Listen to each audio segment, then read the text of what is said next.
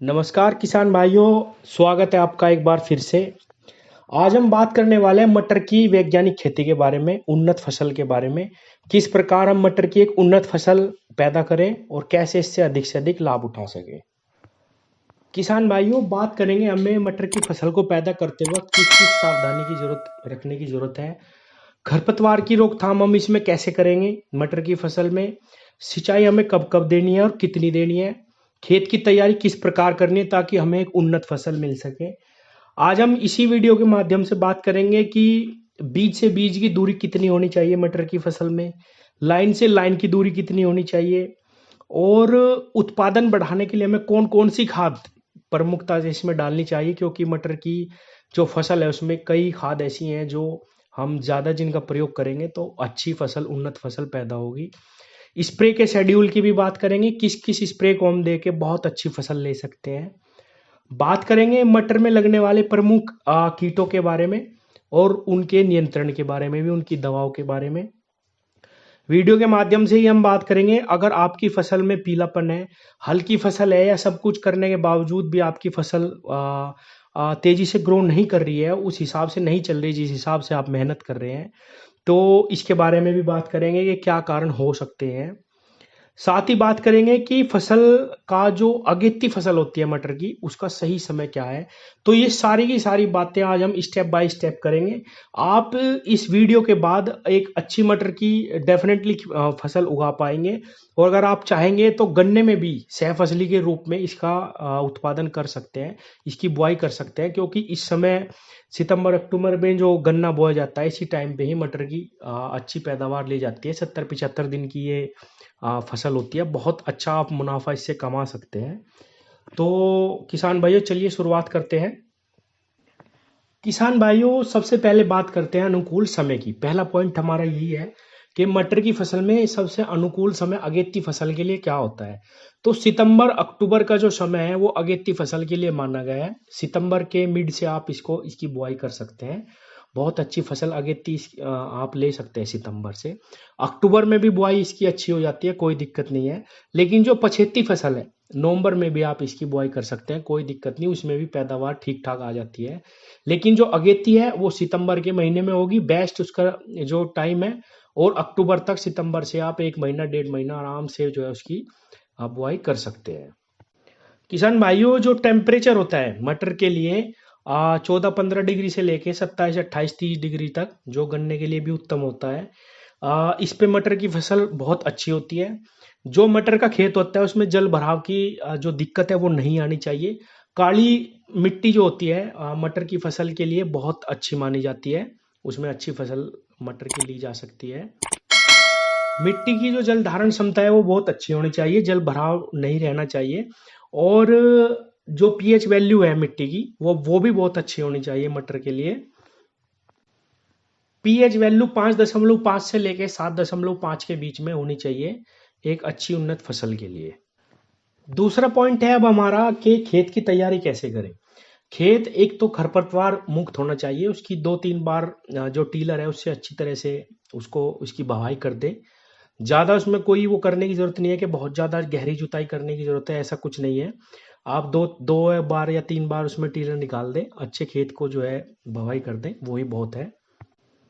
अब बात करते हैं इसमें हमें क्या क्या डोज देनी है। जो बेसल डोज है हमारे खेत की, वो मैं आपको 1 एकड़ की बता रहा हूँ अभी।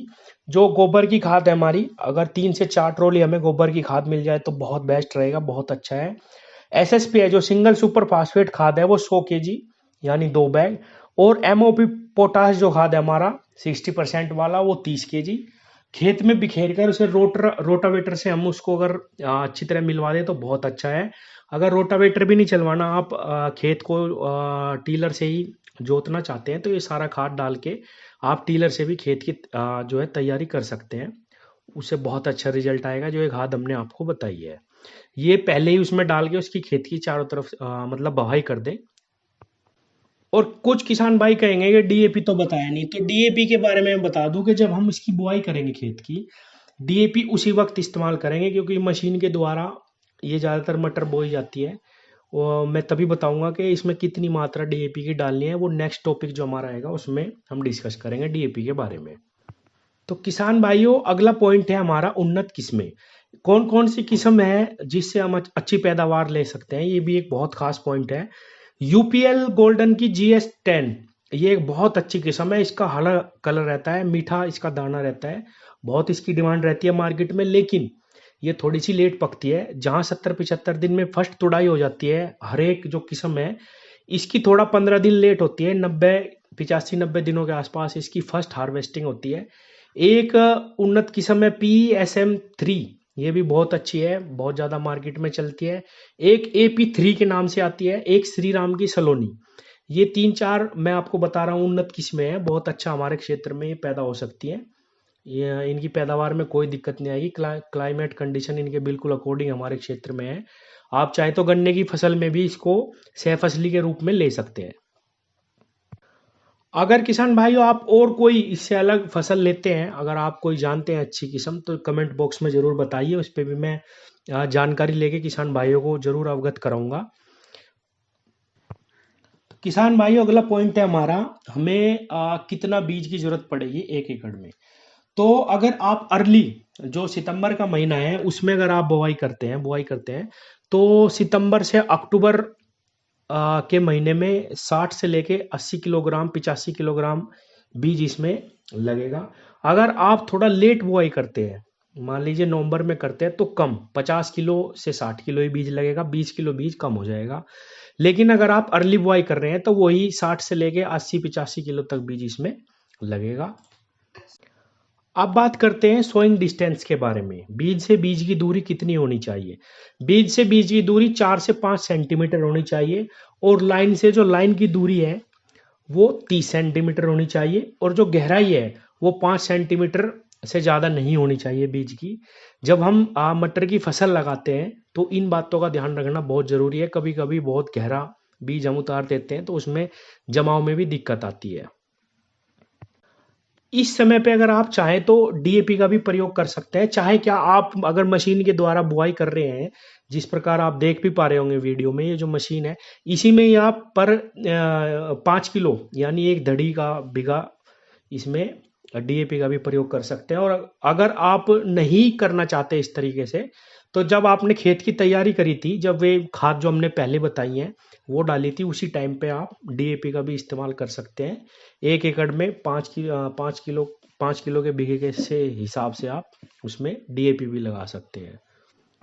किसान भाइयों, अगला टॉपिक है हमारा बीज का उपचार। अगर हम अपने बीज का उपचार करते हैं तो डेफिनेटली जो हमारी फसल की सोइंग है, मतलब जो जमाव है, वो बहुत अच्छा होता है। बिना अगर आप उपचारित किए उसे बोएंगे तो डेफिनेटली कुछ ना कुछ कम जमाव होता ही है, चाहे वो गन्ने की फसल हो या किसी भी चीज की फसल हो, उपचारित करके ही बोना चाहिए।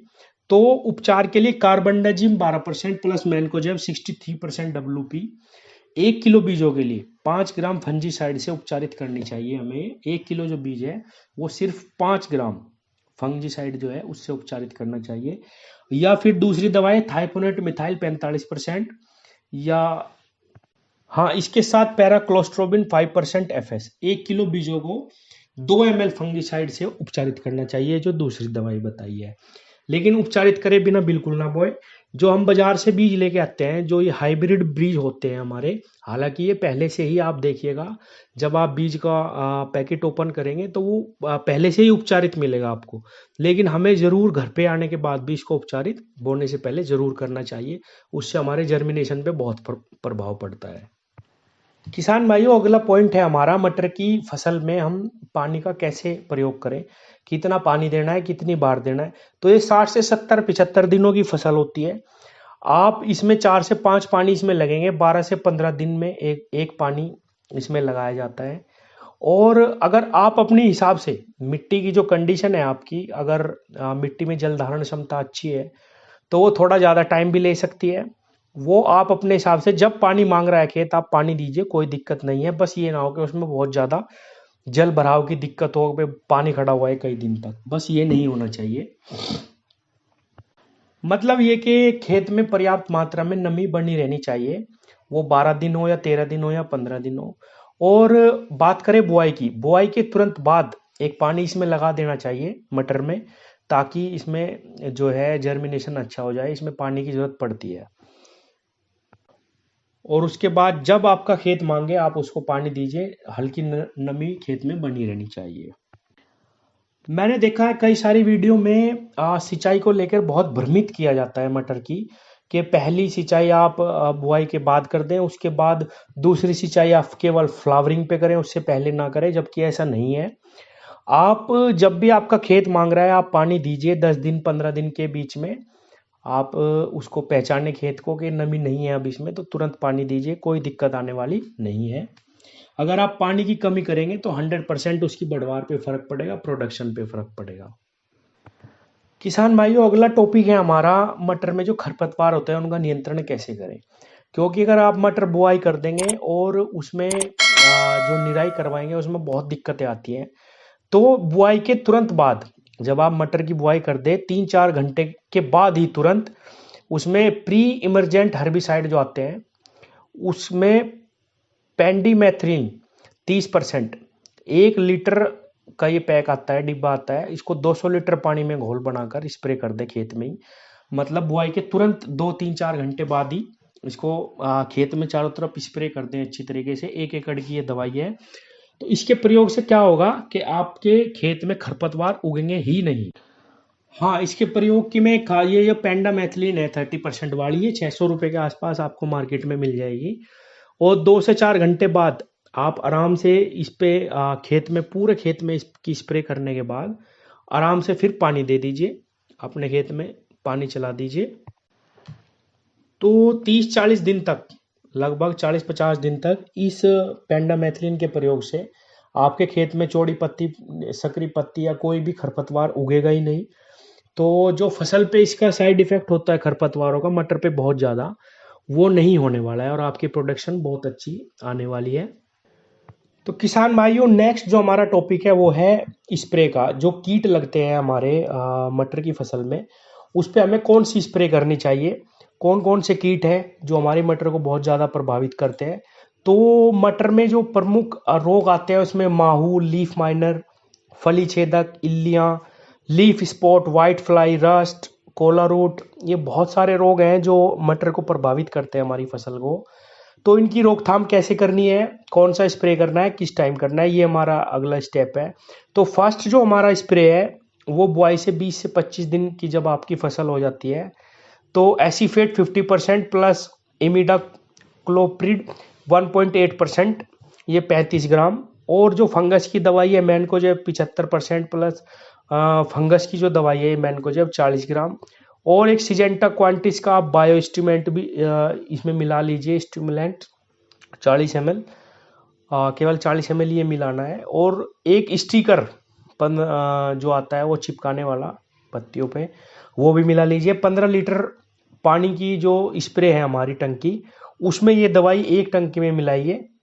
40 ग्राम जो मैनकोजेब बताइए मैंने, 35 ग्राम ये एसीफेट और इमिडा, और ये सिजेंटा क्वांटिस बायोस्टिमुलेंट 40 ml, ये एक टंकी में स्प्रे में मिलाना है।